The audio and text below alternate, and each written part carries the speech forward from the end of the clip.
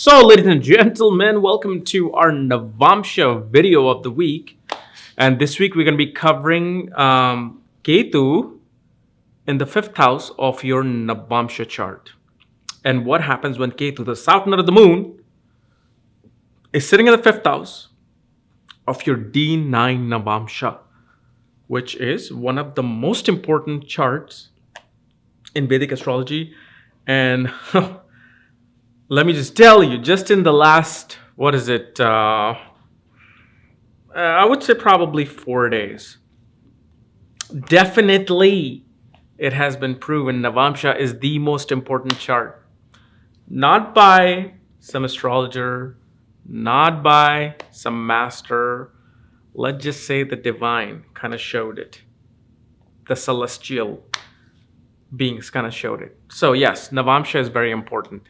It's the chart of your marriage. It's the chart of your inner strength. It's the path that you ultimately transition into.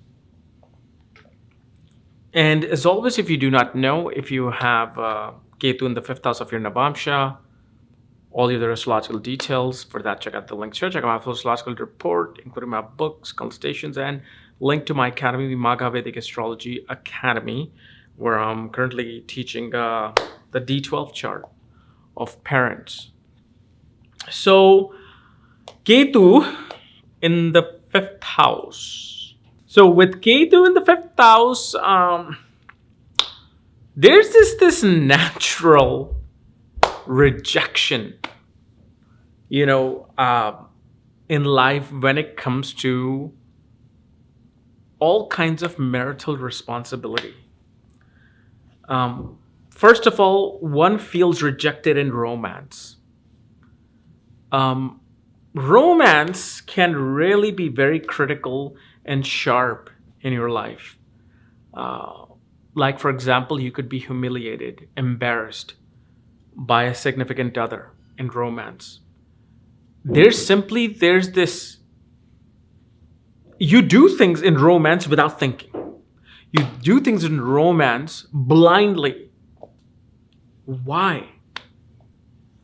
Like, you'll make some of the most worst decisions with romance. Like, on a Valentine's Day, if your significant other was mad at you, instead of bringing them flowers and all of this, you kind of take them to, let's say, a rodeo. You cook a whole hog in front of them. And they're like, what? It's like the actions that a one kind of takes are not inclined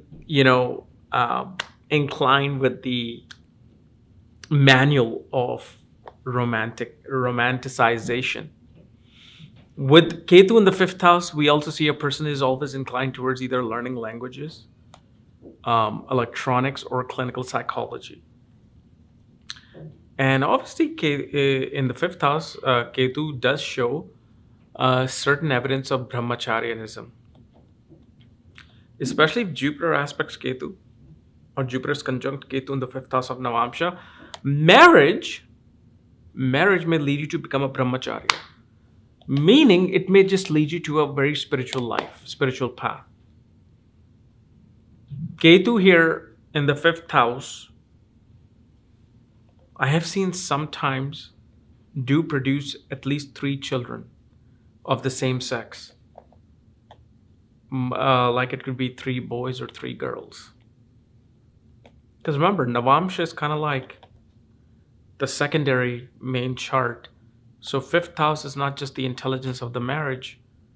Fifth house is actually also shows the pregnancy, the children that comes through the marriage. With Ketu, especially in a woman's chart, we can see a C-section. That she may have a C-section, in terms of, giving birth to the first child. But literally, this Ketu is just this rejection of romantic knowledge, rejection of intelligence on how to deal with marriage. Forget even romance. Like, a person can be very cruel and sharp in how to deal with sustenance of marriage. And as you know, malefic planets are never really welcomed in the Trikon houses, especially the fifth house, because this is a soft house. It's the softest of the Trikon houses because it kind of represents our children. We are very protective of our children. We're very soft towards our children. We don't want any harsh and sharp things coming towards that house. So, malefic, regardless of their house, they first bring their maleficness into play before they do the things related to yoga karka or some better placement. And this is the theory you have to understand. You have to really understand why in the world, okay, what is this term benefic and malefic? I can actually make a separate video on this about why there are two sets of education, because fifth house is a house of education. There is education related to malefic planets.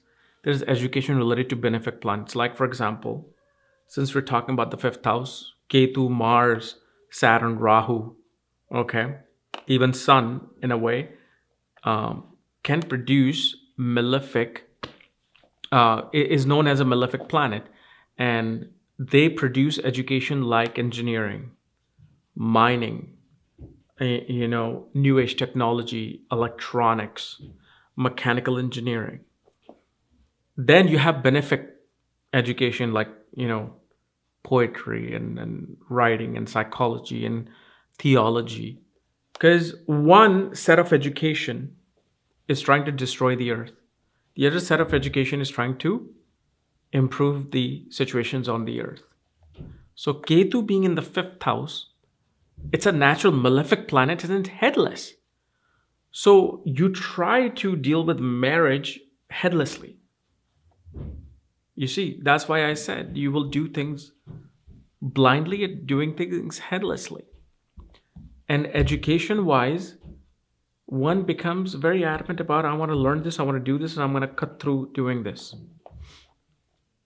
Whether, like, for example, you want to build bridges, you want to mine the earth, fine.